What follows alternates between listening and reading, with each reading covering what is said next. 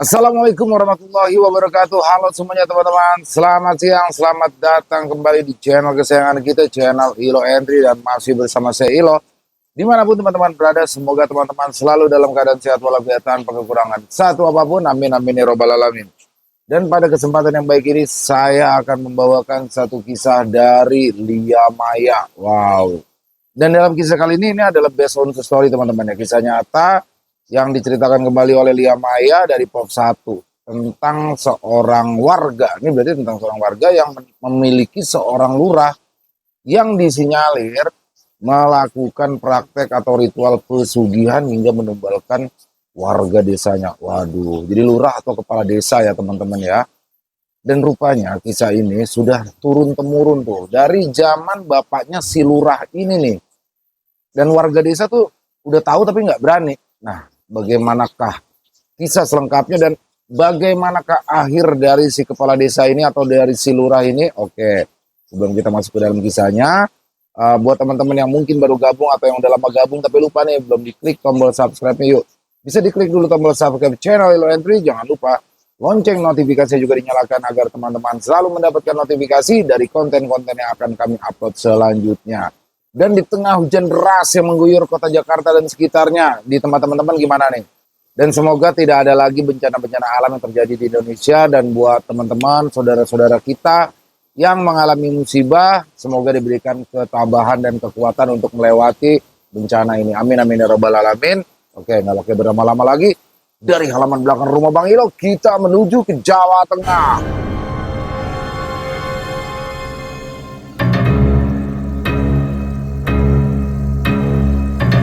Misteri pesugihan keluarga Pak Lurah.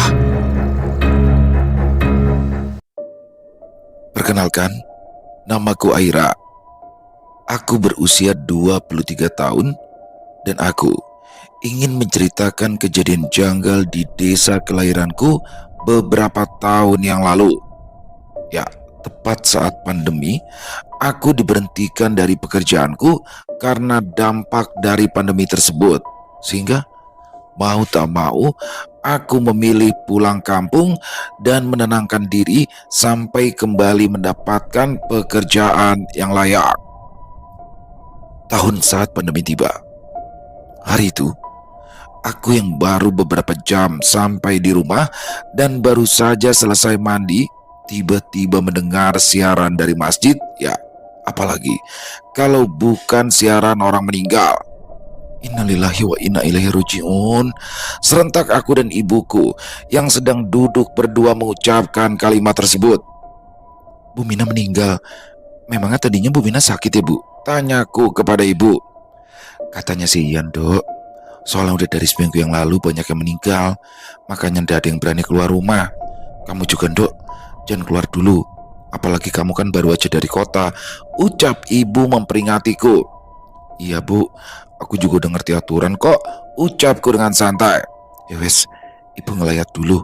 Cuma mau ngasih beras, habis itu langsung pulang. Soalnya kan pasti gak boleh lama-lama.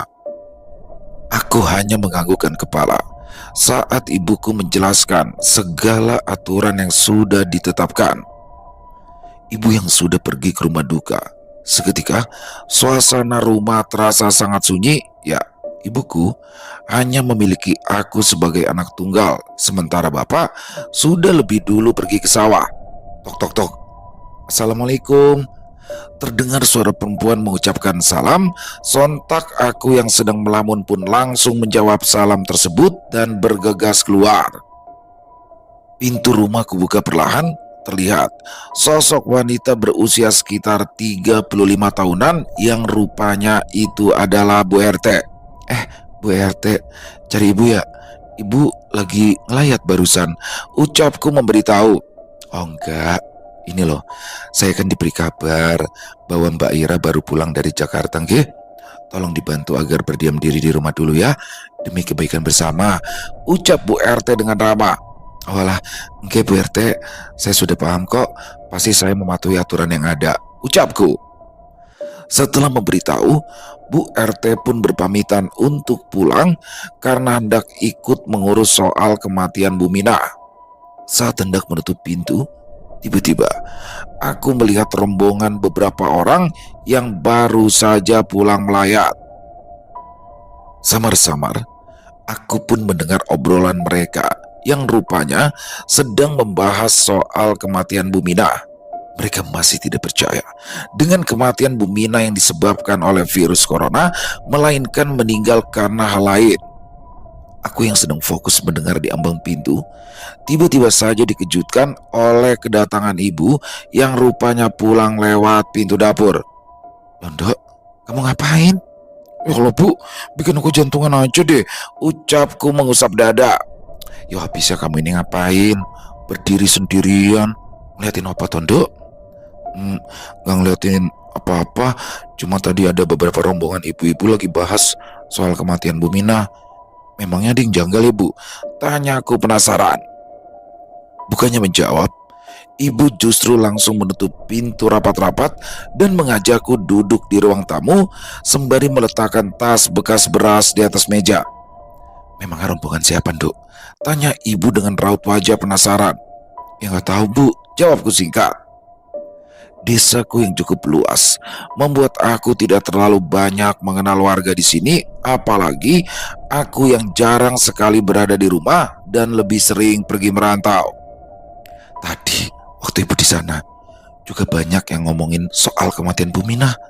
Ternyata Bu Mina itu sakitnya bukan karena virus, tapi karena darah tinggi, ucap ibuku memberitahu. "Loh, berarti bukan karena virus ya Bu?" tanyaku yang hanya dibalas anggukan oleh ibu. "Tapi ya sama aja kan Bu karena sakit. Jadi apa masalahnya?" tanyaku bingung. "Ada beberapa orang yang semalam melihat Pak Lurah datang ke rumah Bu Mina. Kayaknya sih mau jenguk Bu Mina. Soalnya katanya bawa beberapa makanan." "Ya bagus dong Bu. Berarti kan Pak Lurah memang baik dan peduli sama warga," ucapku dengan polosnya. "Ya baik sih baik Dok. Apa kamu lupa sama gosip silsilah keluarganya Pak Lurah?" "Silsilah keluarga? Memangnya ada apa Ibu?"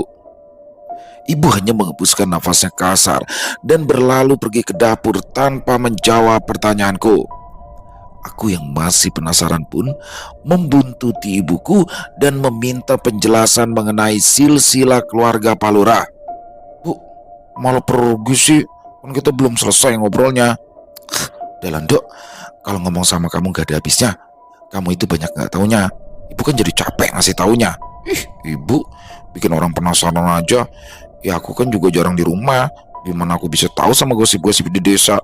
Aneh ibu mah," keluhku. "Nanti aja lah ceritanya. Ibu mau masak dulu. Sebentar lagi bapakmu pasti pulang. Mending kamu bantuin ibu ini masak." Ibu kalau cerita selalu setengah-setengah, bikin orang penasaran," keluhku.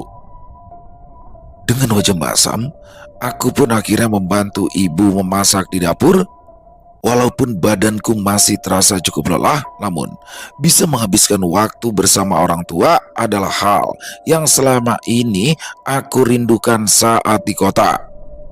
Selesai memasak, aku dan ibu menata makanan di atas meja.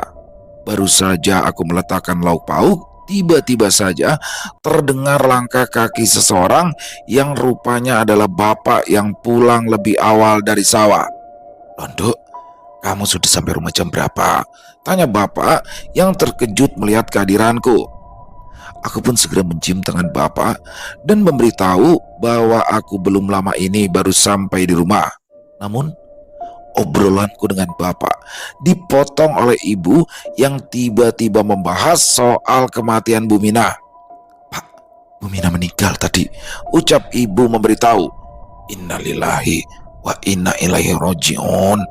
Sudah dikuburkan belum Bu?" tanya bapak. "Belum Pak, masih dipersiapkan kuburannya." "Bapak mau ke sana?" tanya ibu. "Ya, Bapak ke sana dulu ya. Mumpung Bapak belum mandi, Bapak mau bantu-bantu proses pemakaman."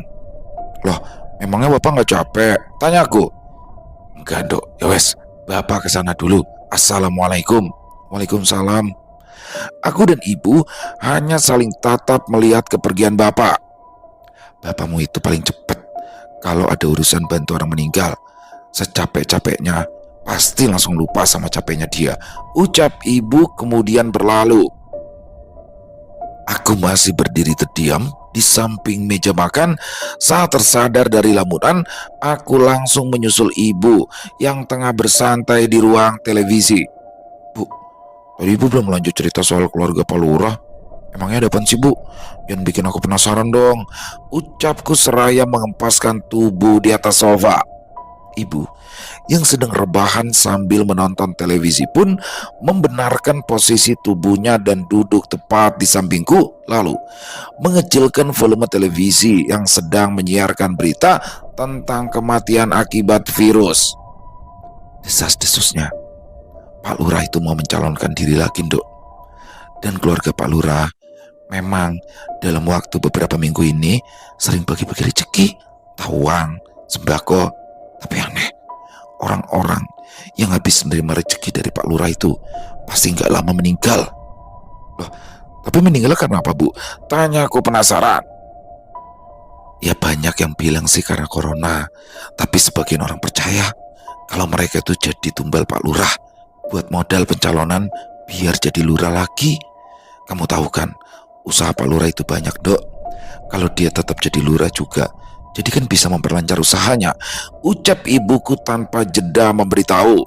Aku yang terdiam masih menyimak ucapan yang ibuku lontarkan. Sebetulnya aku masih tidak paham dengan hal tersebut, namun aku yang masih penasaran terus bertanya pada ibu. Jadi maksud ibu mereka ini sengaja ditumbalkan gitu? Terus Pak Lurah memanfaatkan pandemi ini biar nggak dicurigai orang-orang? Tanyaku lagi. Ya kamu bisa mikir sendiri lah, Dok. Keluarga Pak Lurah kan dulu terkenal melakukan pesugihan turun-temurun, dan bisa saja Pak Lurah mengikuti jejak mendiang orang tuanya. Jadi ngeri gitu sih, Bu. Tapi kan itu baru gosip, nggak ada bukti apa-apa. Ya terus hal seperti itu mau dibuktikan dengan cara apa, Tondo? Makanya ibu pernah dikasih beras sama Pak Lurah, tapi nggak ibu pakai. Itu beras masih ada tuh, ibu pisahin, ucap ibuku memberitahu. Tapi kalau ternyata memang mau meninggal karena corona, orang-orang yang mikir buruk ke Pak Lurah itu jatuhnya fitnah loh, Bu, ucapku memperingati. Ya mana ibu tahu, yang penting ibu nggak ikut-ikutan gosip sama ibu-ibu yang lain. Ya sebaiknya jangan ya, Bu. Kalau mau gosip sama aku aja biar aman. Ledeku, ibu pun terkekeh mendengar jawabanku. Setelah selesai membahas soal Pak Lurah, aku dan ibu kembali fokus dengan tontonan kami. Sesekali kami juga masih menggosipi hal-hal yang lain. Sayup-sayup terdengar suara azan zuhur berkumandang. Belum ada tanda-tanda kepulangan bapak. Aku yang mendengar suara azan pun berpamitan pada ibu untuk menunaikan kewajibanku. Selesai sholat, aku sudah mendapati bapak sudah berada di rumah, sedang bersiap untuk makan siang dan menunggu kedatanganku. Sini, Dok, kita makan bareng-bareng. Sudah lama kita nggak makan bareng. Bapak kangen, ucap bapakku. Bapak, jadi ibu sama bapak cuma nungguin aku aja nih? Tanyaku yang dibalas anggukan oleh kedua orang tuaku. Kami bertiga pun mulai menikmati hidangan makan siang dengan lahap dan sesekali mengobrol. Selesai makan siang, seperti biasa, kami bersantai di ruang televisi dan sesekali menceritakan tentang kematian-kematian di desa beberapa waktu belakangan ini. Jadi tadi sudah dikubur, Pak? Tanya ibuku kepada bapak. Sudah, ucap bapak singkat. Ada yang janggal nggak, Pak? Tanya aku penasaran. Janggal gimana, Tondo? Tanya bapakku dengan raut wajah bingung. Itu loh, Pak. Kata ibu kan banyak rumor kalau kematian warga di sini banyak yang janggal dan bukan murni karena virus. Kalau bicara itu jangan sembarangan, nanti jadi fitnah, tegur bapakku. Aku dan ibu hanya saling tatap kemudian terkekeh menanggapi ucapan bapak. Ya, bapakku memang paling tidak suka mendengarkan berita-berita yang belum jelas kebenarannya. Saat tengah asik mengobrol, lagi-lagi terdengar suara siaran dari masjid yang menandakan ada yang kembali meninggal dunia. Innalillahi wa inna ilaihi raji'un, ucap kami bertiga serentak. Kali ini yang meninggal dunia adalah anak-anak berusia 12 tahunan yang bernama Eka. Ya, rumah Eka jaraknya tidak terlalu jauh dari rumah kami, sehingga suasana ramai pun langsung terdengar dari dalam rumah. Bu, kayaknya udah ramai yang pada ngelayat ya bu, ucapku. Loh, bukannya Eka itu sehat-sehat aja ya pak? Kok bisa tiba-tiba meninggal? Tanya ibuku kepada bapak. Ya namanya juga umur, gak ada yang tahu bu, ucap bapak. Ibu dan bapak pun bangkit dari tempat duduknya, kemudian bergegas pergi melayat ke rumah Eka. Namun aku yang memang belum diperbolehkan keluar rumah pun terpaksa harus berdiam diri di dalam rumah dan sesekali mengintip pergerakan para warga yang berlalu lalang. Baru sehari di rumah udah ngelihat 2 orang meninggal di hari yang sama. Gak di kampung gak di kota. Ternyata sama aja bikin orang takut, gumamku. Merasa bosan, aku pun memilih memasuki kamar dan memainkan ponselku. Namun di sosial media, kebanyakan berita tentang pandemi dan jumlah korban yang sudah meninggal akibat virus tersebut membuatku bergidik ngeri membayangkan betapanya bahaya virus tersebut. Untung keluargaku masih terjaga dari virus tersebut. Amit-amit deh kalau sampai kena, batinku. 30 menit berlalu begitu saja. Ibu dan bapak pulang dari melayat. Karena jiwa penasaranku yang kuat, aku pun langsung menghampiri kedua orang tuaku dan menodong beberapa pertanyaan. Namun kali ini memang Eka dinyatakan meninggal dunia akibat virus, sehingga pemakamannya pun dilakukan oleh pihak yang berwenang. Seminggu kemudian, suasana kembali seperti biasa. Aku yang sudah tidak lagi diisolasi mandiri pun dengan leluasa bisa bersantai di teras rumah. Saat tengah bersantai, aku melihat Pak Lurah bersama Bu Lurah sedang berkeliling mengunjungi warga yang kekurangan. Bahkan tak tanggung-tanggung, Pak Lurah dan Bu Lurah pun memberikan paket sembako. Ih, baik banget deh. Apa emang karena mau nyalonin lagi ya? Batinku. Aku pun hanya melihat dari kejauhan dan melihat Mbak Ija yang sudah tua renta pun diberikan perhatian khusus oleh Pak Lurah dan Bu Lurah. Lagi ngeliatin apa kamu, Du? Tanya ibu yang sudah berada di ambang pintu. Itu Bu, Pak Lurah sama Bu Lurah lagi bagi-bagi sembako, ucapku sembari menuju ke arah jalan. Seketika ibu pun melihat, namun entah mengapa aku melihat raut wajah ibu seperti wajah yang cemas dan ketakutan. Apa sih Bu? Tanya aku penasaran. Waduh, itu Mbak Ija dikasih sembako juga ya Dok sama Pak Lurah. Tanya ibu. Iya Bu, kenapa sih Bu? Bukannya alhamdulillah ya, kalau Mbak Ija dapat sembako kan beliau memang hidup sebatang kara. Jadi wajar kan kalau dapat, ucapku apa adanya. Tanpa menjawab, entah mengapa ibu tiba-tiba saja masuk ke dalam rumah. Aku yang sudah merasa bosan di luar pun ikut masuk ke dalam rumah dan mengajak ibu mengobrol. Bu, kenapa sih? Kok gelisah banget? Ibu khawatir, takutnya Pak Lurah sama Bu Lurah ada maksud lain. Ya Allah Bu, kita gak boleh pikiran buruk dong sama kebaikan orang lain. Kalau Bapak dengar ucapan ibu, bisa-bisa ibu kena omel loh, ucapku mengingatkan. Bukannya bermaksud menggurui, hanya saja aku tidak ingin ibu terus-menerus didoktrin berita yang belum tentu kebenarannya, apalagi menyangkut nama baik seseorang. Aku tidak ingin kedepannya ibu melakukan kesalahan dan menjadi bumerang untuk ibuku sendiri. Kamu itu tahu apa sih, Dok? Ucap ibu berdecak kesal. Yowes, terserah ibu aja. Yang penting kan aku udah ngingetin, ucapku. Di malam harinya, cuaca terasa sangat dingin karena hujan turun sangat lebat, sehingga aku hanya berdiam diri di dalam kamar sembari menonton acara di sosial media, ditemani oleh secangkir teh manis hangat buatan ibu dan roti bakar yang tentunya juga buatan ibu. Terasa sangat damai jika mendapati suasana seperti ini. Sementara ibu dan bapak tengah bersantai di ruang televisi berduaan. Saat sedang bersantai, tiba-tiba saja terdengar suara siaran dari masjid yang rupanya merupakan siaran orang meninggal, yakni Mbak Ija. Ya, Mbak Ija adalah orang yang tadi siang masih menerima sembako dari Pak Lurah, tiba-tiba saja meninggal dunia. Aku yang mendengar siaran tersebut langsung bergegas keluar rumah dengan raut wajah penuh tanda tanya. Tuh kan Pak, firasat ibu tuh gak pernah meleset, ucap ibuku kepada bapak. Firasat apa sih bu? Tanyaku penasaran. Ibu dan bapak hanya terdiam dan saling tatap. Mereka pun meraih payung dan langsung keluar berdua menuju rumah Mbak Ija. Sementara aku ditinggal seorang diri dengan pertanyaan yang masih digantung. Ini orang tua selalu aja bikin penasaran, ucapku berdecak sal.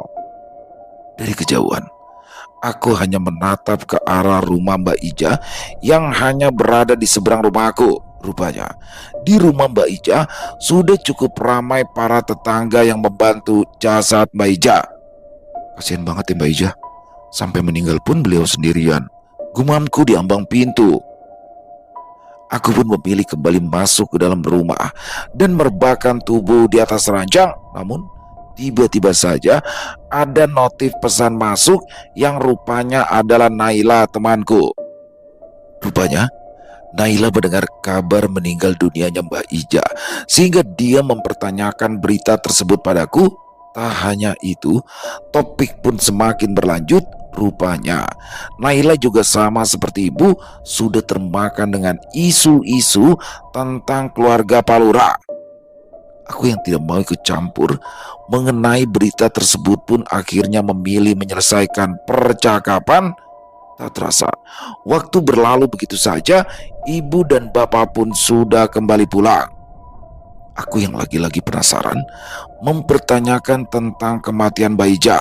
Rupanya, menurut tetangga sebelah, beliau hendak memberikan lauk untuk Mbak Ija. Namun, Mbak Ija sudah ditemukan dengan keadaan meninggal dunia dan rencananya dimakamkan esok hari.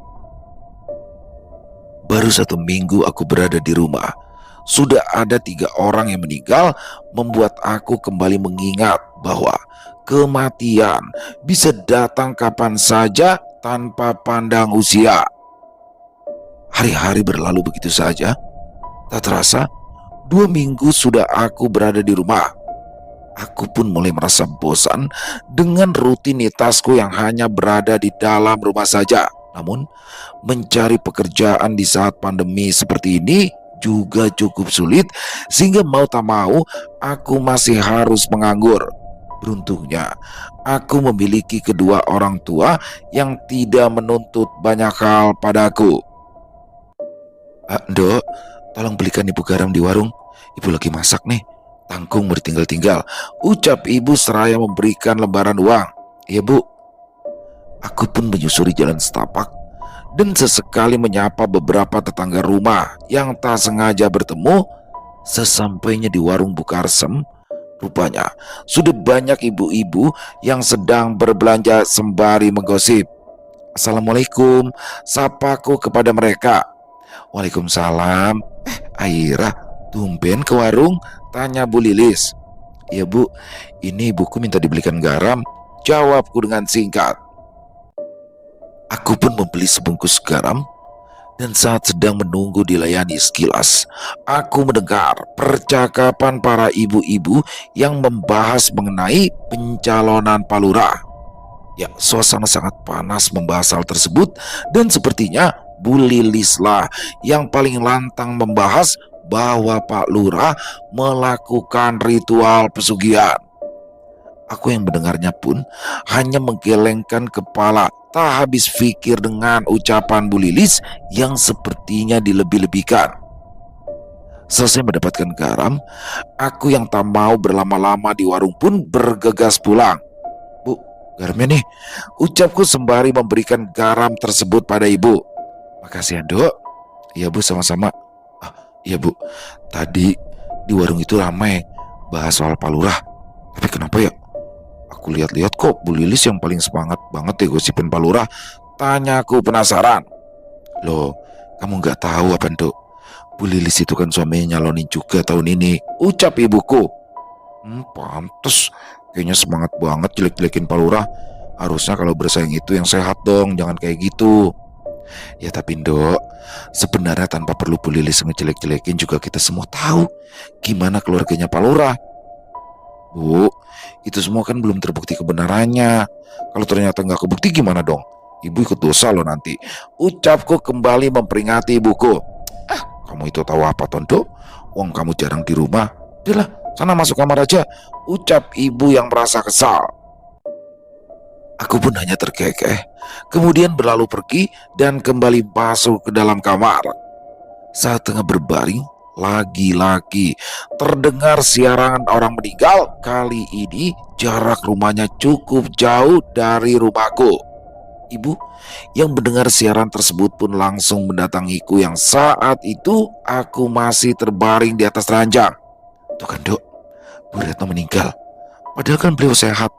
Dan ibu ingat banget 2 hari yang lalu Bu Retno itu cerita habis diberikan amplop berisi uang sama Pak Lurah. Cuma kata Bu Retno dia itu cerita cuma sama ibu aja. Ucap ibuku di ambang pintu. Udahlah Bu, kayaknya kepalaku mau pecah deh tiap bahas kematian orang lain. Lagian soal umur kan gak ada yang tahu Bu. Ucapku yang sudah cukup jengah dengan drama tersebut. Ya lagi-lagi jika ada orang yang meninggal, ibu selalu mengait-ngaitkannya dengan gosip murahan tentang keluarga Pak Lurah. Aku yang memang tidak terlalu percaya akan hal-hal seperti itu pun selalu menganggap itu berita angin saja yang belum tentu kebenarannya. Kamu itu kalau dikasih tahu orang tua itu gak percayaan, ucap ibu yang berlalu pergi. Selang beberapa menit, ibu kembali ke kamarku dan mengajakku untuk pergi melayat. Aku yang memang merasa bosan pun akhirnya mau ikut menemani ibu, sementara bapak masih belum pulang dari sawah. Suasana cukup ramai. Beberapa tetangga pun menyapa kami dan jalan bersama menuju rumah mendiang Bu Retno. Tak lupa, para ibu-ibu termasuk ibuku sibuk membahas kematian Bu Retno. Aku yang tidak tahu menau pun hanya menjadi pendengar saja seperti biasa. Mereka kembali menyambung-nyambungkan kematian Bu Retno dengan Pak Lurah. Sesampainya di halaman rumah Bu Retno, rupanya sudah banyak orang yang melayat. Ada juga beberapa bapak-bapak yang sedang menata tempat untuk memandikan jenazah. Aku yang saat itu baru pertama kali ikut melayat pun hanya membuntuti ibu yang masuk ke dalam rumah dan mendoakan jasad Bu Retno. Setelah berdoa, kami pun berpamitan pulang. Dalam perjalanan, aku yang penasaran pun bertanya pada ibuku mengenai silsilah keluarga Pak Lurah yang diketahui oleh ibu. Ceritain dong Bu, biar aku gak penasaran. Nanti aja di rumah, kalau di sini gak enak, takut ada yang denger, ucap ibu. Tapi benerin ya Bu, ceritain semuanya, ucapku yang dibalas anggukan oleh ibu. Sesampainya di rumah, aku langsung menodong janji yang sebelumnya ibu ucapkan. Ibu pun mengajak aku duduk di depan televisi dan mulai menceritakan silsilah keluarga Pak Lurah yang ibuku ketahui melalui mendiang kakekku. Jadi dulu bapaknya Pak Lurah itu teman satu kerja sama Simbamu itu, Dok. Loh, Simba Kakung? Tanya aku terkejut karena aku baru mengetahui hal tersebut yang rupanya mendiang kakek adalah teman seperjuangan dengan papanya Pak Lurah. Iya, dulu Simbamu itu berteman satu kerjaan di kebun tebu. Beliau itu pernah cerita bahwa bapaknya Pak Lurah itu udah capek hidup susah. Terus Bu, tanya aku penasaran tentang kelanjutan cerita itu. Dulu Simba Kakungmu itu sempat diajak untuk melakukan ritual pesugihan, tapi Mbak Kakung menolak. Tapi setelah beberapa tahun tiba-tiba keluarga Pak Lurah jadi kaya raya. Simba Kakungmu juga sempat bekerja di rumah mereka. Makanya dulu waktu ibu kecil, beliau selalu nasihatin ibu agar tidak sembarangan menerima pemberian dari orang lain, ucap ibu menjelaskan. Aku terdiam sejenak. Rupanya, selama ini ibu percaya dengan gosip tersebut karena memang sudah mengetahui silsilah dari keluarga Palurah langsung dari mulut Simbah Kakung. Pantas saja, ibu selalu bersikeras bahwa pasti meninggal dunianya para tetangga kami ada campur tangan dari Palurah. Hari-hari berganti, kini waktu pemilihan lurah semakin dekat. Namun tak mengapa, semakin dekat hari pencoblosan, semakin banyak warga yang meninggal dan diklaim adalah korban dari virus corona. Suasana semakin memanas. Banyak sekali beberapa warga yang ingin sekali mendemo Palura. Namun, apa yang mau didemo? Bahkan hal seperti itu pasti akan sulit menunjukkan bukti. Hampir di setiap hari, ada saja orang yang meninggal silih berganti, dari dusun satu ke dusun dua hingga dusun lainnya. Aku yang kerap mendengar berita orang meninggal pun sampai bergidik ngeri. Aku membayangkan betapa tidak ada artinya nyawa di mata seseorang yang tamak. Jika memang gosip tersebut adalah hal yang pasti, namun jika memang murni disebabkan oleh virus, betapa mengerikannya virus tersebut sehingga sekejap mampu mengambil nyawa beberapa orang dalam kurun waktu berdekatan. Sehingga aku sendiri pun sampai tidak berani keluar dari rumah karena takut terpapar virus tersebut. Bahkan saat Palura kembali membagi-bagikan sembako pun, aku dan ibu sengaja menjauh agar tidak mendapatkan sembako tersebut untuk berjaga-jaga. Karena kita tidak tahu apa yang sedang mengintai keluarga kita. Kini hari pencoblosan tinggal 1 minggu. Para pencalon mulai kembali mendekati warga desa dan membagi-bagikan sembako, termasuk Palura beserta istrinya dan juga Bu Lilis yang menemani suaminya. Persaingan sudah mulai terlihat dengan jelas. Aira, ibunya ada di rumah nggak? Tanya Bu Lilis yang tiba-tiba menghampiriku saat aku sedang duduk santai di teras rumah. Ada Bu di dalam. Ayo masuk aja, ucapku yang dibalas anggukan oleh Bu Lilis. Bu Lilis pun melesat masuk, menemui ibuku dan memberikannya sebungkus beras beserta temannya. Jangan lupa ya Bu, pilih suami saya, ucap Bu Lilis bersemangat. Insya Allah ya Bu Lilis. Kalau gitu saya muter dusun lagi ya. Assalamualaikum. Waalaikumsalam. Aku yang berada di ambang pintu pun hanya tersenyum saat Bu Lilis melewatiku. Ih, dapat sembako nih, ledekku pada ibu. Iya nih Dok. Kalau dapat sembakonya dari Bu Lilis, ibu gak takut kan? Ya enggak sih, cuma gimana ya, ibu itu gak suka banget deh cara Bu Lilis. Jadi kayaknya ibu gak bakalan coblos suaminya. Loh, terus ibu mau nyoblos siapa? Tanya aku penasaran. Gak tahu lah Dok, lihat nanti, ucap ibu yang kemudian berlalu pergi ke dapur. Sementara aku ditinggal seorang diri di ruang tamu, aku yang kembali tidak ngapa-ngapain pun memilih bersantai di kamar dan mencoba menulis segala pengalamanku di buku harian. 2 hari mendekati hari pencoblosan, kabar buruk menimpa keluarga Bu Lilis yang rupanya suaminya mengalami kecelakaan motor dan harus dirawat di rumah sakit. Para warga yang sudah diberitahu pun hendak menjenguk, namun sayang karena masih dalam masa pandemi tidak ada pasien yang boleh dijenguk dan dikabarkan suami dari Bu Lilis mengalami kritis. Akhirnya suami Bu Lilis pun terpaksa mundur dari pencalonan lurah dan kini sisa 2 calon yakni Palura dan juga Ustadz Hasan. Pada awalnya Ustadz Hasan memang tak ingin mencalonkan, namun karena desakan beberapa warga akhirnya beliau mau maju dan mencalonkan diri.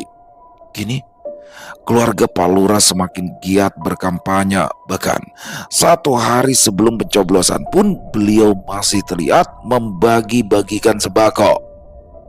Malam itu, aku, ibu dan bapak yang sedang bersantai pun membahas acara pencoblosan yang akan digelar esok hari. Ibu masih heran, kok bisa ya suaminya Bu Lilis tiba-tiba kecelakaan sampai kritis? Ucap ibuku. Ya namanya juga musibah Bu, gak ada yang tahu, ucap bapak. Sementara Aku hanya bisa menyimak saja, mendengarkan ucapan ibu dan bapak yang sibuk membahas pencoblosan. Menurut bapak, kinerja Pak Lurah memang cukup memuaskan selama ini. Beliau juga tidak pandang bulu dan selalu berbagi. Sementara Ustadz Hasan pun terkenal cukup baik, apalagi beliau adalah tokoh agama di dusun kami. Bahkan Ustadz Hasan juga kerap membantu warga. Namun ini adalah pertama kalinya Ustadz Hasan mencalonkan, jadi belum tahu kinerjanya seperti apa nanti. Ya kalau menurut aku sih nggak ada salahnya nyoba orang baru. Siapa tahu Ustadz Hasan lebih layak daripada Pak Lurah, ucapku. Benar kata Ira. Apalagi ditambah desas-desus tentang keluarga Pak Lurah kan bikin ngeri toh Pak. Kalau nanti ada korban lagi gimana? Yuk, tanya ibu. Hah, ibu ini masih kemakan gosip terus. Gak baik itu Bu, tegur bapak. Ya, bapak memang belum tahu tentang keluarga Pak Lurah. Apalagi bapak merupakan warga pendatang, sementara ibuku pun tidak menceritakan apa yang beliau ketahui dari Simbah Kakung, sehingga bapak masih berpikir logis tentang kematian-kematian para tetangga. Entah mengapa, pembahasan mengenai keluarga Pak Lurah seperti tidak ada habisnya saja, membuat aku yang mendengarnya pun cukup bosan, sehingga aku memilih untuk pergi ke kamar dan memainkan ponsel. Saat tengah bersantai menonton drama Cina, tiba-tiba saja ada panggilan masuk yang rupanya itu adalah Intan, teman lamaku. Ya, Intan tinggal di desa sebelah, sementara kami dulu bersahabat saat di bangku SMA. Halo Intan, apa kabar nih? Tumben telepon. Iya nih, kemarin handphoneku rusak. Oh iya, katanya kamu lagi di rumah ya? Aku besok main ke sana boleh nggak? Tanya Intan tiba-tiba. Aku yang memang sedang butuh teman pun mengiyakan permintaan Intan, dan Intan berjanji akan datang pukul 9 pagi. Waktu berlalu begitu cepat. Pagi-pagi sekali, suasana dusun sudah cukup ramai. Ada tenda yang sudah terpasang rapi untuk tempat pencoblosan. Para orang-orang yang bertugas pun tengah sibuk di TPS. Dok, ayo kita nyoblos dulu, ajak ibu padaku. Aku, ibu dan juga bapak berjalan menuju TPS dan memilih kandidat calon lurah sesuai keinginan hati. Saat itu, jujur, aku ingin memilih Ustadz Hasan karena memang aku tidak ingin memilih Pak Lurah. Di saat tengah ramai orang-orang memilih, tiba-tiba saja kami mendapat pengumuman bahwa Pak Lurah mengalami kecelakaan yang serupa dengan suami Bu Lilis. Entah suatu kebetulan atau memang ada faktor lain sehingga suasana seketika menjadi ricuh. Namun proses pencoblosan tetap dilanjutkan dan sampai pukul 9 pagi masih ramai orang-orang mencoblos. Aku yang tengah bersantai di teras rumah pun dikejutkan oleh kedatangan Intan. Intan, aku terkejut dengan penampilan Intan yang sekarang lebih memilih menggunakan hijab. Padahal sebelumnya Intan sama seperti aku tidak menggunakan hijab untuk sehari-hari. Setelah memarkirkan sepeda motor, aku langsung memeluk Ratu Bu, teman lamaku itu. Kami pun langsung duduk di teras dan mengobrol, menghabiskan rasa rindu karena sudah lama tidak bertemu. Lama gak ketemu, kamu jadi banyak berubah ya Tan, ucapku memuji. Kamu bisa aja sih Aira. Oh iya, itu ada rame-rame coblosan lurah ya? Tanya Intan yang aku balas dengan anggukan. Lurah kamu nyalonin lagi ya? Tanya Intan dengan tiba-tiba. Loh, kok kamu tahu sih? Tanya aku penasaran. Ya tahu dong, kan udah ramai dibahas sampai ke desaku. Iya, udah ramai dibahas. Tapi kalau menurut aku ya, Pak Lurah itu memang mengikuti jejak orang tuanya kok, ucap Intan dengan nada sangat yakin. Kok kamu bisa seyakin itu sih Intan? Aku aja yang warga sini masih belum percaya 100%. Intinya, aku bisa tahu sesuatu hal yang kamu gak tahu, Aira. Aku gak ngerti deh maksud kamu. Gimana ya? Iya, lupa. Aku belum bikinin kamu air minum. Sebentar ya, aku buatkan dulu. Ucapku yang hampir lupa tidak memberikan Intan minum. Intan pun hanya terkekeh dan mengangguk. Aku pun pergi ke dapur dan membuatkan 2 cangkir es teh manis dan juga beberapa cemilan. Monggo disambi, ucapku meledek seraya meletakkan es teh dan beberapa camilan. Bisa aja deh kamu, Aira. Saat tengah asyik mengobrol dengan Intan, tiba-tiba saja terdengar suara siaran dari arah masjid menandakan ada orang yang meninggal dunia. Innalillahi wa inna ilaihi rajiun, ucapku serentak dengan Intan. Dan betapa terkejutnya kami saat mendengar nama Pak Lurah disebut. Rupanya yang meninggal adalah Pak Lurah yang baru saja mengalami kecelakaan. Suasana di TPS pun kembali ricuh. Aku yang melihatnya dari teras pun hanya saling tatap dengan Intan karena memang TPS-nya tidak terlalu jauh dari rumahku. Setelah kabar meninggalnya Pak Lurah, kini pencoblosan resmi ditunda. Para warga pun membantu proses pemakaman Pak Lurah saat itu juga. Suasana dusun menjadi sangat ricuh. Ada beberapa warga yang beranggapan bahwa meninggalnya Pak Lurah adalah sebuah kesalahan akibat tumbal yang diberikan tidak sesuai dengan perjanjian. Entah ucapan dari mana sehingga bisa menimbulkan kalimat tersebut, atau hanya sekedar berita angin. Bahkan tak luput pencoblosan pun dibahas dan akan dirundingkan mengenai kelanjutannya. Di malam harinya, bapak yang sudah bersiap hendak berangkat tahlilan pun diberitahu oleh tetangga sebelah bahwa keluarga Pak Lurah tidak mengadakan tahlilan untuk mendiang Pak Lurah. Tuh kan, apa kata ibu? Ini semua pasti ulah Pak Lurah, dan sekarang Pak Lurah udah kena imbasnya sendiri, celetuk ibuku. Aku yang tidak mau ikut campur dalam perdebatan tersebut hanya menyimak dan mengamati. Udah bu, gak baik membahas orang yang sudah meninggal. Lebih baik kita ambil hikmahnya saja dari kejadian ini semua, ucap bapak yang berusaha menasihati ibu. Ibu tidak menjawab dan hanya terdiam sambil sesekali menatapku. Aku yang hanya menyimak pun hanya tersenyum saja. Malam itu juga, rupanya bapak diajak oleh Pak RT untuk berdiskusi mengenai pemilihan lurah yang kini kandidatnya hanyalah Ustadz Hasan. Para warga pun diminta berkumpul di balai desa. Aku yang penasaran pun mengajak ibu untuk ikut serta ke balai desa, sementara bapak sudah lebih dulu pergi bersama Pak RT dan juga bapak-bapak lainnya. Dalam rapat terbuka, akhirnya keputusan mengenai pencalonan pun sudah diputuskan dengan mutlak bahwa Ustadz Hasan resmi menjadi lurah di desa kami. Ya, pemilihan lurah yang begitu penuh drama dan emosi membuat desa kami menjadi ramai perbincangan di desa-desa sebelah.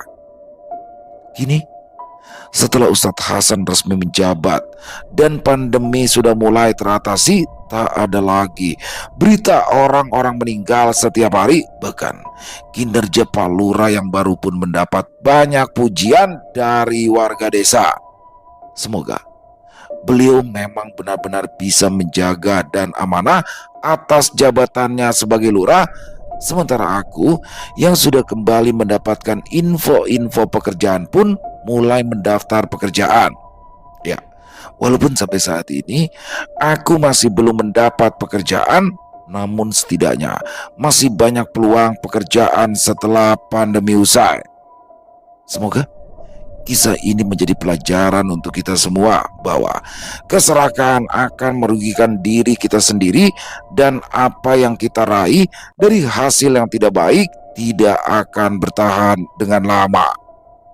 Selesai. Wow, luar biasa. Kisah dari Lia Maya. Waduh, nih Aira dan keluarganya ini memiliki hubungan erat nih dengan keluarga si lurah itu atau si kepala desa itu. Dan sekali lagi teman-teman, ini ada based on story, tapi memang di sini nggak berani ya. Di sini masih praduga, dan di sini ya sulit lah hal seperti itu dijadikan bukti ya, untuk mencari bukti dari hal tersebut. Tapi Mbak Kakungnya Aira itu dulu berteman baik dengan bapaknya Pak Kades ini. Jadi dia tahu betul karena apa? Dia diajak teman-teman, diajak untuk melakukan ritual pesugihan itu. Tapi yang akungnya nggak mau tuh, yang akungnya Aira. Nah, bapaknya Lurah ini akhirnya melakukan. Dan ini menjadi pesugihan yang turun temurun teman-teman. Wah, ngeri banget ya. Gimana tumbalnya itu dari warganya sendiri. Setiap ada yang dikasih bansos, setiap ada yang dikasih sembako, bisa meninggal. Uang, sembako, atau paket apapun. Tapi di endingnya bagaimana lurahnya harus meninggal dunia secara tragis lewat kecelakaan. Waduh, waduh. Semoga ya kita bisa mengambil hikmah yang baik dari kisah barusan. Dan jangan pernah mencoba teman-teman pesugihan, jangan pernah dicoba dan jangan pernah terpikir untuk mencoba. Karena tidak pernah akan ada kebaikan yang dihasilkan dari pesugihan. Seandainya ada kekayaan atau harta yang berlimpah, sifatnya yang sementara karena endingnya pasti tragis. Dia Maya, terima kasih atas kisahnya yang luar biasa. Ditunggu lagi untuk kisah-kisah selanjutnya. Dan semoga kisah barusan bisa menghibur teman-teman semua ya, para pecinta penikmat horor misteri. Lebih khususnya lagi kepada para subscriber dari channel Ilo Entry. Buat yang suka dengan videonya, bisa diklik tombol like atau tombol jempolnya. Jangan lupa tombol hype-nya juga. Boleh juga dong di-share ya link videonya ini ke teman-teman lain agar juga ikut merasa terhibur. Buat yang punya komentar lain, buat yang punya pendapat lain, bisa menuliskan di dalam kolom komentar. Ataupun hanya sekedar saling menyapa, insya Allah kami akan menjawabnya satu persatu. Di akhir kata, saya Ilo mengucapkan permohonan maaf apabila mungkin dalam pembawaan kisahnya barusan ada kata-kata saya yang salah ataupun ada kata-kata saya mungkin yang kurang berkenan. Saya mohon bukakan pintu maaf yang seluas-luasnya. Sampai berjumpa lagi di konten-konten kami selanjutnya. Masih bersama saya Ilo di channel Ilo Entry. Salam sehat sukses selalu untuk kita semua. Wassalamualaikum warahmatullahi wabarakatuh.